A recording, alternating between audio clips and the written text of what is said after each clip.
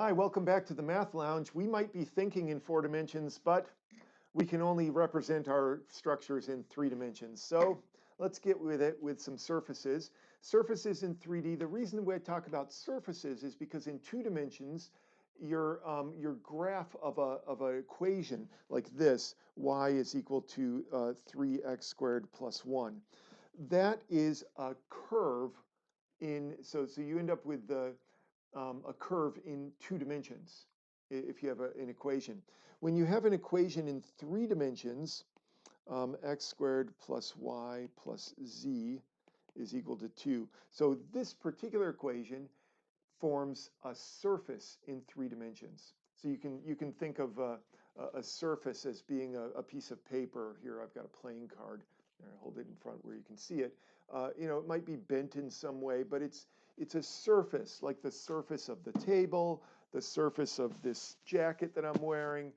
Anyway, they're all three-dimensional surfaces that we could describe with equations like this one right here. So once we understand that, let's see if we can understand what these surfaces represent. So the first one, this z equals 3, what that represents is it represents all of the points that have a z value of 3.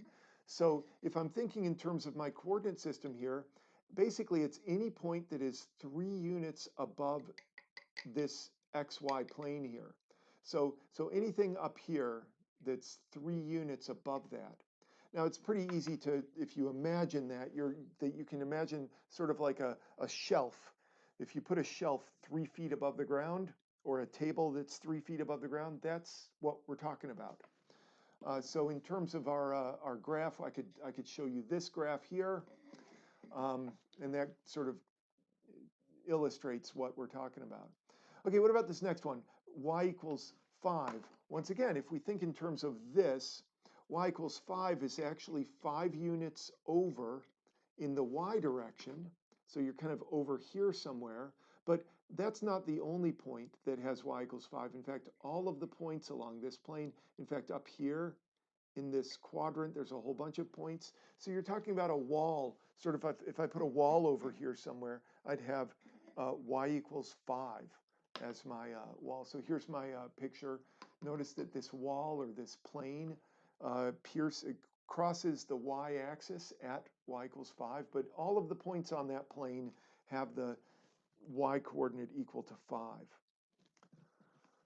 Okay, moving on. What about this? Okay, so this one I don't have a nice diagram for up here, and it's kind of hard to represent here, so I'm going to have to go back to this and actually try to sketch this as best I can. So first of all, in 2 dimensions.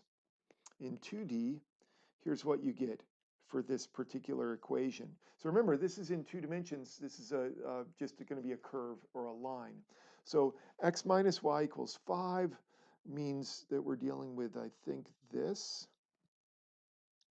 Let me double check. X minus y. When x equals 0, y should equal negative 5. Whoops. I blew it. How did I mess up so bad? Oh, I see. There. X minus y equals 5.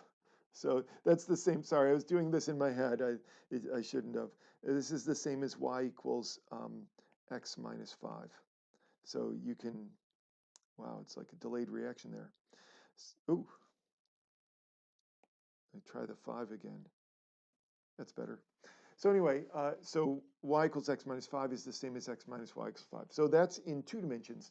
Now here's the cool thing, is that that 2-dimensional graph is actually this, this plane in my 3-dimensional coordinate system. It's right here. So that 2-dimensional graph would actually be a line along this plane. And so if you want to think in terms of 3 dimensions, you just take that line and extend it. In fact, here I'll do this right here. Let's see, there's the y-axis, here's the x-axis. So I'm going to rotate this so that the x-axis points down this way and the y-axis points over here.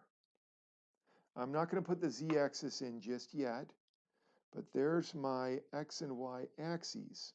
So this line right here, that line, it starts out, let's see if I can do this. Well, I can do this. So it crosses the x-axis at +5, and it crosses the y-axis at -5. So you have to imagine this as being my axes that have been rotated and flattened down, so pushed down so that you can see them. So that line there, here's this line with these two dots, now becomes this. And that line, you have to remember, it's still in the plane. It's hard to use our imagination, but I've taken this thing. Why do I have nothing flat? Okay, here we go. So I've taken this picture here, and I've tilted it and rotated it slightly.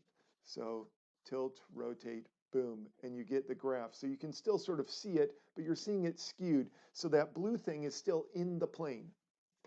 Now let's add in our z coordinate, just so we can see what this looks like. So z goes up here. Now the important thing to note about this equation is that it will be true, or it will be